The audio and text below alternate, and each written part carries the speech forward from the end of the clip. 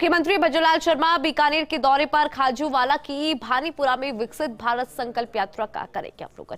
1 घंटा भानीपुर रुकने का कार्यक्रम मुख्यमंत्री भजनलाल शर्मा का है। आपको बता दें कि करीब 1 घंटे तक भानीपुरा रुकेंगे सीएम भजनलाल शर्मा। उसके बाद हेलीकॉप्टर से दोपहर 2 बजे पहुंचेंगे बीएसएफ हेलीपैड बीकानेर। 3 बजे बीकानेर में अधिकारियों की बैठक लेंगे, साथ ही संगठन बैठक का भी कार्यक्रम है। तो पूरा कार्यक्रम आपको बता रहे हैं क्योंकि बीकानेर के दौरे पर है सूबे की मुखिया, या यूं कहें कि मुखिया का बीकानेर दौरा, और ऐसे में क्या कुछ कार्यक्रम वहां पर रहेगा वो जरा आप जान लीजिए। तो देखिए, अधिकारियों की बैठक तो लेंगे ही क्योंकि संगठन बैठक का कार्यक्रम उनका है, लेकिन उससे पहले विकसित भारत संकल्प यात्रा शिविर का अवलोकन मुख्यमंत्री भजनलाल शर्मा करेंगे। तो पूरा कार्यक्रम आपको बता रहे हैं क्योंकि खाजूवाला के भानीपुरा में विकसित भारत संकल्प यात्रा शिविर का अवलोकन किया जाएगा और मुख्यमंत्री भजनलाल शर्मा करेंगे। 1 घंटा भानीपुरा रुकने का कार्यक्रम भी है सीएम भजनलाल शर्मा का। अधिक जानकारी के साथ हमारे सहयोगी लक्ष्मण राघव हमारे साथ बने हुए हैं। लक्ष्मण, देखिए, मुख्यमंत्री भजनलाल शर्मा की बात की जाए तो आज बीकानेर का उनका दौरा है, क्या जानकारी आपके पास इस दौरे को लेकर? देखिए, निश्चित तौर पर मुख्यमंत्री का आना और पहली बार नव नियुक्त जो मुख्यमंत्री हैं वो पहली बार बीकानेर आ रहे हैं, तो स्वाभाविक तौर पर उत्साह है।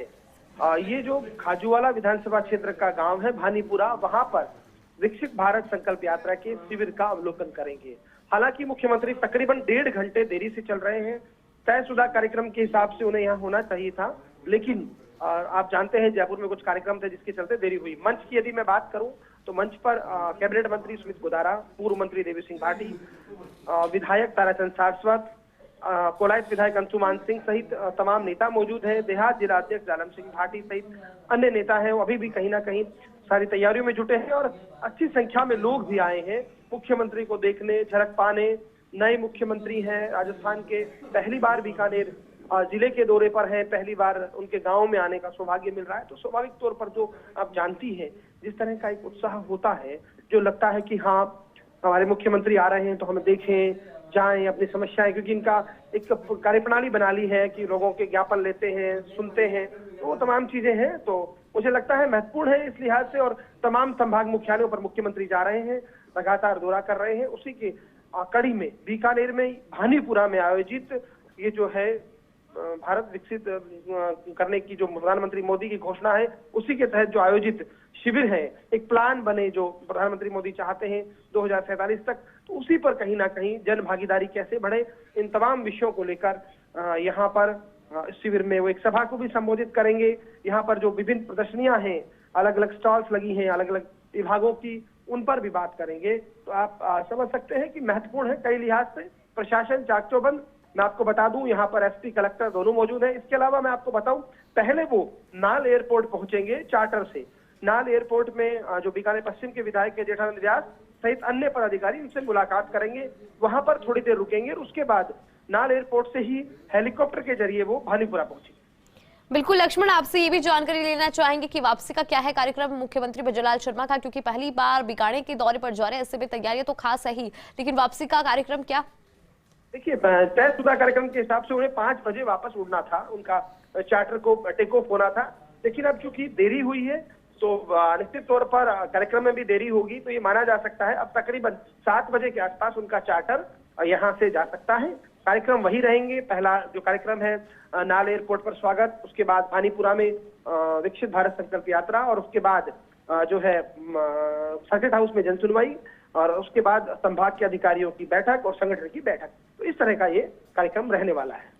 बिल्कुल, और देखिए, जिस तरह से लक्ष्मण आज विकसित भारत संकल्प यात्रा शिविर का अवलोकन वो करेंगे, तो कहीं ना कहीं इस तरह के शिविर के द्वारा जो प्रधानमंत्री नरेंद्र मोदी की गारंटी है, उस गारंटी को हर वर्ग तक पहुंचाना है, इसका जिम्मा और इसकी प्राथमिकता साफ देखने को मिल रही है। निश्चित तौर पर ये बात बराबर कही जा रही है कि मोदी है तो मुमकिन है, मोदी की गारंटी का मतलब होगा। तो अब जनता को भी ये समझाने की कोशिश है। आप जानते हैं लोकसभा चुनाव है, सही मायने में केंद्र सरकार का लिटमस टेस्ट है, तो राज्य सरकार की तरफ भी इस तरह से रहती है कि डबल इंजन की सरकार कहा जाने लगा है। तो स्वाभाविक तौर पर एक चुनौती भी रहेगी भाजपा के सामने। 25 लोकसभा सीटें पिछली बार जीती थी, तो क्या इस बार ये करिश्मा भाजपा दोहरा पाएगी, ये भी एक बड़ा सवाल है जिस पर सबकी नजर रहने वाली है। और मुझे लगता है ये चुनाव से पहले उसी तरह की तैयारियां हैं और मुख्यमंत्री भजनलाल शर्मा की अगुवाई में ये कोशिश हो रही है कि जन जन तक प्रधानमंत्री मोदी की भावना पहुंचे, उनकी योजनाएं पहुंचे, जो काम हो रहे हैं वो बताए जाएं और जनता को कनेक्ट किया जाए। बिल्कुल लक्ष्मण, और देखिए जिस तरह से 25 सीटें और इन 25 सीटों को कैसे साधना है, जातिगत समीकरण को कैसे समझना है, उसको लेकर खुद प्रधानमंत्री नरेंद्र मोदी ने भी कमान संभाली है और भजनलाल शर्मा ने भी कमान संभाली है, क्योंकि पिछली बार 25 की 25 सीटें भाजपा की झोली में थी, लेकिन इस बार जो वोटिंग परसेंटेज है उसको बढ़ावा कैसे मिले, इसको लेकर भी स्ट्रेटेजी लगातार बनाई जा रही है भारतीय जनता पार्टी में। देखिए बिल्कुल आप ठीक कह रहे हैं कि किस तरह से, और देखिए चुनाव किसी भी लोकतंत्र में किसी भी पार्टी के लिए सबसे बड़ी परीक्षा होती है। एक तरह से जनता के बीच जाना होता है और जनता तय करती है कि जो आप अब तक कहते रहे 5 सालों में जो करते रहे वो हमारे लिए कितना एक तरह से अनुकूल था। तो मुझे लगता है निश्चित तौर पर मोदी की गारंटी पे बात करेंगे, वो बताएंगे कि विकसित भारत संकल्पना के पीछे क्या सपना है, किस तरह से आगे बढ़ेंगे। और आप ठीक कह रही हैं कि सबसे बड़ी चुनौती भी यही होगी कि किस तरह से जो है कनेक्ट किया जाए, किस तरह से चीजों को ये समझाया जाए जनता को कि प्रधानमंत्री मोदी को जो पिछली बार भाजपा को जो 25 सीटें मिली उसी तरह का करिश्मा आप दोहराएं। वो अब जनता जनार्दन है, जैसा कि हमेशा कहा जाता रहा है, लेकिन निश्चित तौर पर ऐसे शिविरों के जरिए, ऐसे कार्यक्रमों के जरिए ये लगातार प्रयास हो रहा है। बिल्कुल, और जिस तरह से हमने देखा भी था लक्ष्मण की जब विधानसभा चुनाव का प्रचार चल रहा था तो हर तरफ राजस्थान के अंदर प्रधानमंत्री नरेंद्र मोदी की गारंटी की गूंज सुनाई थी।